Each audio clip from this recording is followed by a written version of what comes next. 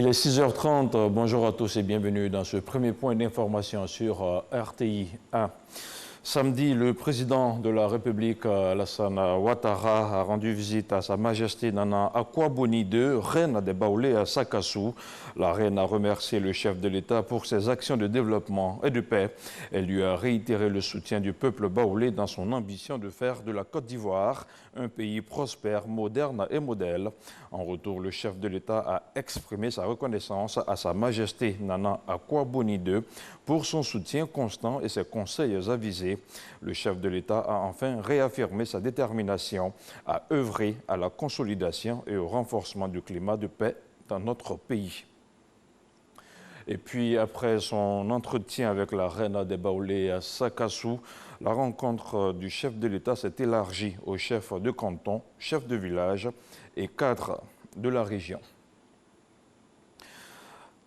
Parlons toujours des activités présidentielles. Le vice-président de la République, Daniel Kablan-Duncan, a offert son traditionnel déjeuner au corps diplomatique accrédité en Côte d'Ivoire.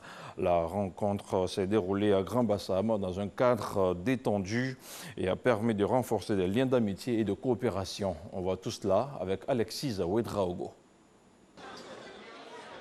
Ambiance bon enfant ce samedi à la résidence du vice-président de la République pour le traditionnel déjeuner du Nouvel An offert au corps diplomatique accrédité dans le pays. Embrassades et retrouvailles chaleureuses. Pour le vice-président Daniel Kablan-Duncan, cette tradition vient raffermir les liens d'amitié. Cette occasion de partage convivial nous offre une opportunité supplémentaire de prôner notre commune aspiration à œuvrer sans relâche à l'accroissement et au renforcement de la qualité de notre coopération pour un partenariat, bien sûr, gagnant-gagnant. Le gouvernement ivoirien mettra tout en œuvre pour garantir le maintien d'un climat de paix et de sécurité, notamment dans la perspective et au cours de la grande échéance électorale de 2020, pour un scrutin libre, transparent, démocratique et apaisé. Daniel Kablan-Duncan n'a pas manqué de dire le soutien du pays à la Chine face aux défis sanitaires auxquels elle fait face en ce début d'année. La rencontre se veut surtout occasion de prôner le renforcement de la coopération avec ces pays pour des partenariats gagnant-gagnant, mais aussi de souhaiter la bienvenue aux nouveaux diplomates accrédités. Des mots salués par le nonce apostolique. Je voudrais, au nom de tous mes collègues, nous dire notre joie d'être en Côte d'Ivoire et nos remerciements pour la disponibilité dont font montre vos institutions pour nous aider dans nos missions. Remise de cadeaux et toasts ont fait le lit de bons vœux pour le Nouvel An. Tout autre chose, à présent 7,8 milliards de francs CFA, c'est le montant d'une enveloppe du PNUD, le programme des Nations Unies pour le développement, la Côte d'Ivoire. Il s'agit pour l'organisation onusienne d'appuyer les élections à venir pour plus de transparence et de crédibilité. La signature de l'accord s'est déroulée cette semaine à Abidjan. Dans le cadre de cette coopération entre le gouvernement et le PNUD, 5 autres ministères ont bénéficié de l'appui de l'agence onusienne. Le compte-rendu de Sidonie Davila. Le programme des Nations Unies pour le développement PNUD s'engage à accompagner le processus électoral à hauteur de 7,8 milliards de francs CFA. Ce soutien vise à contribuer à des élections crédibles, inclusives et apaisées. Je puis vous assurer que toute notre commission centrale et tous nos démembrements locaux sont mobilisés pour jouer notre partition dans cette quête de maturité démocratique et nous permettre d'être à la hauteur de la noble mission que la nation a bien voulu nous confier. L'appui à la CEI fait partie d'une enveloppe globale d'environ 11 milliards de francs CFA débloqués en faveur de la Côte d'Ivoire pour cette année. Elle servira à couvrir une vingtaine de programmes et de projets dans les domaines de la gouvernance, de la réduction de la pauvreté, de la paix et de la sécurité, entre autres. Tour à tour, les ministères concernés ont signé des plans de travail en présence du ministre de l'Économie et des Finances et de la ministre du Plan et du Développement. L'élaboration de ces documents, à savoir les 7 plans de travail pour l'année 2020 et les accords de coopération qui viennent d'être signés traduisent, à mon sens, le dynamisme d'un partenariat engagé en faveur du bien-être de nos populations. En effet, pour l'année 2020, le plan d'action prioritaire du gouvernement s'articule autour de 3 défis majeurs, comprenant les grands objectifs fixés par le président de la République, à savoir maintenir la paix et la sécurité sur tout le territoire national en vue de la tenue d'élections apaisées au terme d'un processus électoral libre, transparent et démocratique. Cette signature des plans de travail annuels PTA marque la dernière année d'exécution du cycle du programme de pays du PNUD débuté en 2017. Cette nouvelle approche vise donc à consolider les synergies et les complémentarités d'action inter- et intrasectorielles et à assurer un suivi concerté et coordonné des progrès vers l'atteinte des résultats du cadre de coopération. En plus de la signature du plan de travail 2020 entre la Côte d'Ivoire et le PNUD, le Programme des Nations Unies pour le développement a également signé avec la Fondation Bénédicte Janine Kakou Diagou un accord cadre de collaboration.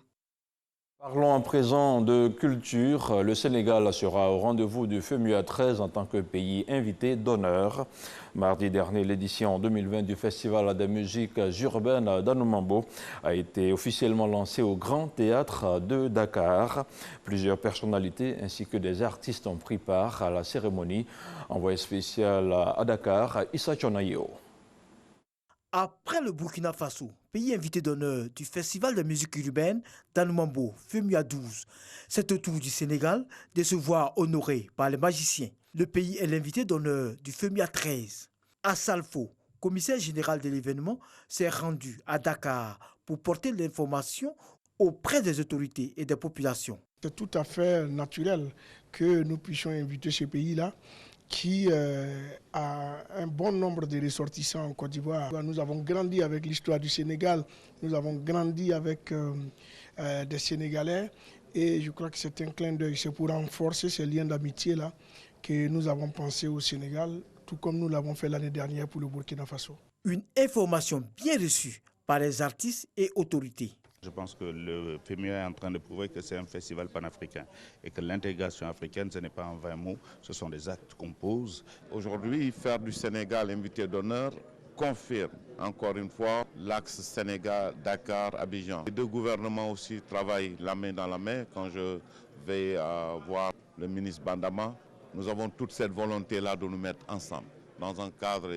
déjà existant. Le FEMUA, en plus d'être une tribune d'expression pour les artistes, permet de promouvoir des valeurs de paix et du vivre ensemble. Toute l'année écoulée, 2019, un travail très profond a été entrepris entre l'Union européenne à travers le UE Magic Tour, qui a touché énormément de personnes en Côte d'Ivoire sur ce terrain des valeurs et des choses qui véritablement cimentent notre relation, qui s'adressent principalement aux jeunes. La Côte d'Ivoire et le Sénégal entretiennent d'excellentes relations dans plusieurs domaines. L'ambassadeur de la Côte d'Ivoire au Sénégal salue l'initiative du groupe Magic System. Je voudrais saisir cette opportunité pour rappeler les liens d'amitié et de coopération qui existent entre nos deux présidents, qui sont des frères.